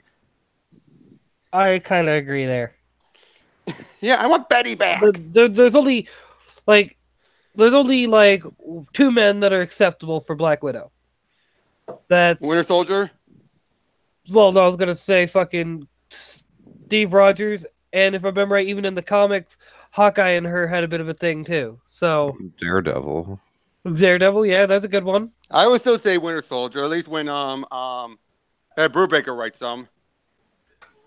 let's just be honest. She's been with like every guy on Marvel, so Pretty much. Oh, they call. Yeah, I know. They call. Slut. just pick any random guy. It's been like Vision, yep. This guy, yep. Yep. Okay, but yeah, I just want to add. in the hallway. Zemo, Yeah. Baron Zemo, like oh shit. Oh, Yeah, okay. I'm Damn gonna it, Black Widow. I'm gonna interject though with a quick tweet by Aaron Sparrow. You better not shout. You better not cry. You better not pout. I'm telling you why. Santa Claus is tired of your shit. Okay. So wait, are we talking about like what? Where's your question about it? When do they wrap up? What would you want to see wrapped up or resolved or anything that you felt, or a character brought back, what have you, that you felt has been forgotten? Oh, that I feel is forgotten. Like I have a prediction. Like I feel like it's going to come down to Iron Man and Captain America like having to solve their issues, and it's probably going to be the two of them and perhaps Captain Marvel against Thanos as like the big final, and like probably one of them is going to die. Probably Captain America. Like I feel like that's what's going to happen. If there's one thing I want to see kind of resolved, there's one thing I want to see resolved is probably God, they put me on the spot. Hey, you walked up to it. You could have just kept quiet.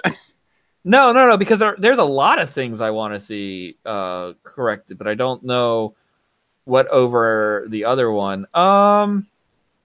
Well, like I said Betty Ross. Yeah, but I think that they're like that movie has to kind of be official, but it seems like they've done everything in their power to be like, the Incredible Hulk didn't. Actually, really no, because they brought Ross in, General Ross, same actor. Yeah, but I just feel like they hated working with Norton so much that. Yeah, but they did say Liv Tyler was on the call sheet. That's the thing. That would be good. That would, and also that would be a way to really put Norton behind them, like kind of just. Yeah. Something brought. Oh, you know what? I don't know. That would bloat it too much. But I feel like they did a big misstep killing Killmonger at the end of Black Panther already. Like I feel like they could have done so much more with him. I feel the same way with Claw. They should have kept him alive. Oh yeah, I thought Claw was the biggest misstep because I wanted, the guy him to be made of solid sound again. Crazy as that is. They wasted Claw. They wasted him for no reason other than we want to get woke points. I wouldn't say that. I think it was more of a case. It fit the story. It made sense in the context of the story. It just felt like, boy, that wasn't Andy Serkis' year, was it? Yeah. You had Claw killed off and you had Snoke killed off. You do have a point. You do have a point. And Claw kind of went out like a bitch too.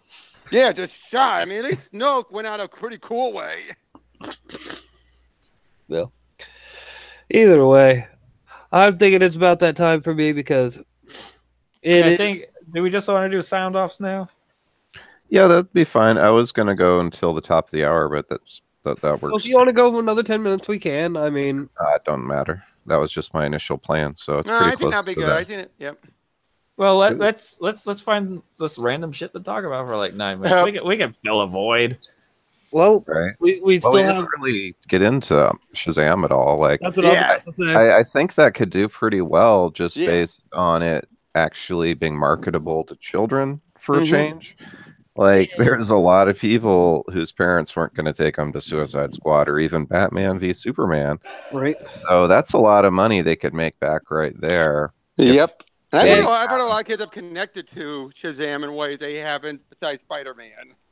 Well, not just that. Like the trailers make Shazam look like a really fun movie. Like Mhm. the way Zachary Levi portray Levi, whatever. Levy. Levy. Okay, but however, like he portrays, Shazam so well and with so much heart. Like I remember hearing about basically the controversy about the costume. Apparently, when It looked like it was fake. how people were talking shit about It was it. all muscle suit. Yeah, like, and then you see it in the movie, and it's like his suit actually looks good. I don't Yeah, know. it was just one. It was like one bad photo where it looked a little lopsided. When it's like it was just one bit on a bad part. Like it was made up differently on a bad time during the day. Yeah, it's like, come on, wait until you see the CG because of course the suit's going to have CG For the glow. Yeah, and I still say sorry. And then you have people pitching about it, and like even Zachary Levi was like, "Come on, man, wait until the commercials come out." Yeah. And I gotta say though, I love my favorite bit has to be the 2 bits within the store scene where he's all for the like, I'm bulletproof. Oh, You're yeah. you're dead, or you're. No, yeah, I you're have bullet dead. You have bullet immunity. I know, but then I also love the and hey, I'm a superhero. I'm just like that's what a kid would do when he sees a bunch of ladies. It's like, hey, I'm a superhero. Hey, lady, superhero. What's up? I'm a superhero. I think it helps that they're using Jeff Johns' New 52 stuff, which in its own right works on its own. I actually really liked it. 52 had a lot of good content. It was just that it had a lot of bad content that people clung to. Now, do you Very think they're going to have the other Shazam kids, or do you think they're not going to do that? Nah, it doesn't look like it. I hope they do though, because that's part of what makes Shazam is. Well, I just want Billy and Mary. That'd be cool. I mean, ideally, at least have Mary Marvel, but I don't know. Yep. Yeah. Also, I really can't. I want to see The Rock as Black Adam. That's been hyped up for how long? I know, right? Forever. And that is so perfect. Like, dude, I think, and The Rock would kill that role. Like, he'd come in like, because The Rock, you could tell when he started out, he didn't really know how to act, but he was trying. He was making strides to get better. Like, you can't blame him for the CGI version of himself in Mummy Returns. I'm not talking about that. I know. I'm talking like Doom. There's so many lines like near the end where he's all like, "Simplify, motherfucker," and he's got this crazy look in his face, and it's like, okay, I'm sorry, but I would have delivered that line way differently. I would like if he's supposed to be going into almost a manic state, that violent happy. Like I would have had him have a bit of a giggle to him, Simplify, motherfucker. Like he's excited, like he's about to unleash all his rage and just pure unbridled aggression. And that would have made that villain more terrifying. Agreed. Now, I'm sorry. But I would say it's also Savannah I'm interested in. I still think to this day the best Rock role was his role in Pain and Gain. Never seen it. He's the only good thing about that movie. You want to know what my favorite Rock movie moment was? Was in the rundown when he walks right past Arnold and Arnold says, "Have Good fun." luck. Oh, he No, it says was have fun. Yeah. Yeah. Yeah, that was my favorite moment because it's like he was passing the torch. And really, It's kind of funny. It took 10 years for it to actually like fully happen, but it still happened. I know, and I gotta say, it feels like he's a much more worthy successor to Arnold than Vin Diesel. Well, Vin Diesel, like, he's just not a good actor. Like, he was very limited. And when they tried to make it seem like Vin Diesel could overpower The Rock in Fast and the Furious 4, like, come on. Like, Vin Diesel was borderline doughboy in that movie compared to The Rock. Like, The Rock's arms, like, I mean, there's this picture of Vin Diesel compared to The Rock, like standing next to The Rock, and like this guy went from Vin Diesel to Vin regular ass gas on pump number 2, standing next to The Rock. Well, Vin Diesel is actually a theater trained actor. I think the biggest problem he faces is he's been kind of typecast. Right. Like, well, he's a big dork, like, and he wanted to be like a huge dork, and they were like, "No, you got to be this machismo, like." I think that only applies to Riddick. I think Riddick is definitely his most badass role. I do. Yeah, but they only got that right once. They got the first movie, they got that character right, and then Pitch Black. Yeah, and then in Chronicles of Riddick, they shit all over the character. Yeah, well, hey, we got one of the best movie license games. I mean, they tried to make, like, Chronicles of Riddick, they tried to make it seem like a big old Lord of the Rings type project, and it really looked like 2004. But it was a long time ago when that came out, though, wasn't it? Oh, yeah, it was like 2004. Like, he's not lying there. But then the third Riddick movie what they did is they fused the monster movie aspect of the third one, or the first one, I mean, with a lot of the things that they had established in Dark Fury and Chronicles of Riddick into a kind of a fusion of the two, where they are once again dealing with creatures that you don't want to be on the planet for, while at the same time having him deal with things that the events that happened in the second one. Seemed like they had watched the guy whoever directed that movie had watched No Country for Old Men like a lot of times. It's a classic. Haven't seen it. It was pretty really good. Yeah. I actually saw it in the theater. 2007 might have been the worst movie when it came to superhero movies, but as far as like quality movies, like 2007 might have been like the best year for movies. Like, didn't the There past Will 20 Be years. Blood come it out? had There Will Be Blood. It had so good. No Country for Old Men. It had Michael Clayton, which is what's his name? George Clooney's best role. You had Assassination of Jesse James. You had 3:10 to Yuma. You had Pan's Labyrinth. You just had like 2007 had like everything. Yeah. But I don't know. I was living in Salt Lake City for most of the year at that time. Oh, yeah, that would kill anyone's buzz. Yep. I will say this though, I did enjoy seeing. Let's see, in that year, I did see the first Transformers movie. Saw TMNT, both in theaters there in SLC, and I'd still say that like a lot of people like to knock on TMNT. I thought they did a really good job of trying to continue the original 3. I feel like if they would have not made it a theatrical release, it would have gotten a lot of more positive opinion. I agree with that. And also not casted whoever that Asian chick was who played like the villain. Like you played Karai, who played Karai? Yeah, you could tell she was struggling. Well, she's also Chinese, if I remember right. Chinese or Taiwanese. I mean, give me a second, I'll double check. Yeah, I think it was the chick who was in Crouching Tiger, Hidden Dragon. I'm not and she sure. did not know English at all. She knew English, but it was only like a couple years after she had been speaking the language. Because I think it's not. Well, give me a second. I'll tell you who she is. Because it's Ziyi Zhang, right? Zhang, Zhang. Something like that. She was. Yeah. Sorry. Well, Sorry. No, it's fine.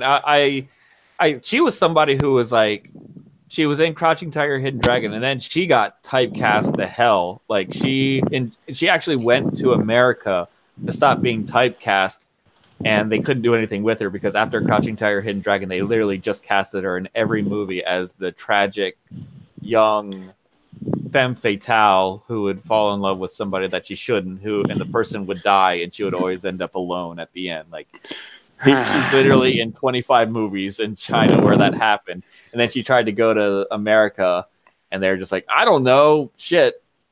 Here's Rush Hour 2 and Terminator and Teenage Mutant Ninja Turtles. We don't know. You can't speak English, and so then she just married a stockbroker.